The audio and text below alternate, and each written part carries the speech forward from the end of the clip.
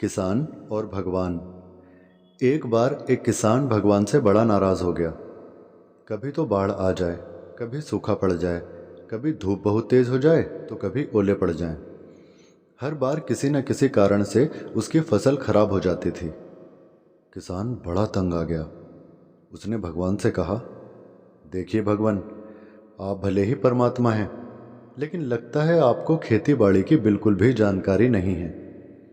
मेरी आपसे एक प्रार्थना है कि बस एक साल के लिए मुझे मौका दीजिए कि जैसा मैं चाहूँ वैसा ही मौसम हो। फिर आप देखना मैं कैसे अन्न के भंडार भर दूंगा। भगवान मुस्कुराए और कहा, ठीक है, जैसा तुम कहोगे वैसा ही मौसम दूंगा, दखल नहीं करूंगा। किसान ने गेहूं की फसल उगाई। जब उसने धूप चाही तब धूप मिली, जब पानी चाहा तब पानी। तेज धूप, ओले, बाढ़ और आंधी तो उसने आने ही नहीं दी। समय के साथ साथ फसल बढ़ी और किसान की खुशी भी, क्योंकि ऐसी फसल तो आज तक उसने देखी ही नहीं थी।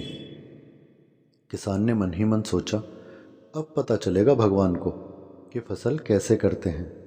बेकार ही इतने बरस हम किसानों को परेशान करते रहे। फसल काटने का समय भी आया। किसान बड़े गर्व से फसल काटने गया, लेकिन जैसे ही फसल काटना शुरू किया, एकदम से छाती पर हाथ रखकर बैठ गया। गेहूं की एक भी बाली के अंदर गेहूं था ही नहीं। सारी बालियां अंदर से खाली थी। बड़ा दुखी होकर उसने भगवान से कहा, हे प्रभु, ये क्या हुआ? भगवान बोले, ए किसान, ये तो होना ही था। तुमने पौधों को संघर्ष का जरा सा भी मौका नहीं दिया। ना उनको तेज धूप में तपने दिया, ना ही आंधी ओलों से जूझने दिया।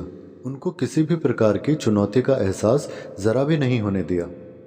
इसलिए सब पौधे खोखले रह गए। जब आंधी आती है, तेज बारिश होती है, ओले गिरते हैं, तब पौधा अपने बल से ही खड़ा रहता है।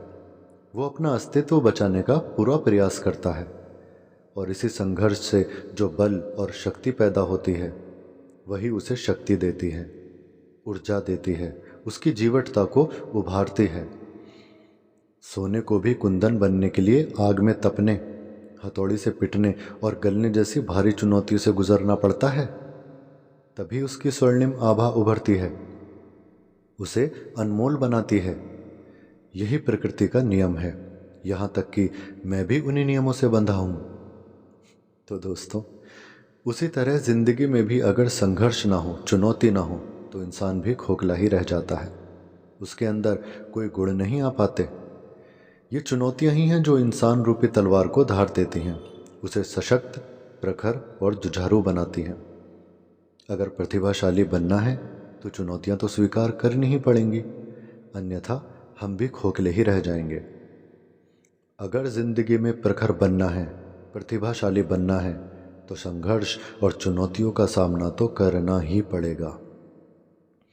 दोस्तों, अगर आपको हमारी ये कहानी पसंद आई हो तो प्लीज़ वीडियो को लाइक कीजिएगा, चैनल को सब्सक्राइब कीजिएगा और बेल आइकन का बटन ज़रूर दबा दीजिएगा, ताकि नई नई कहानियाँ आने पर आपको पता लग सके।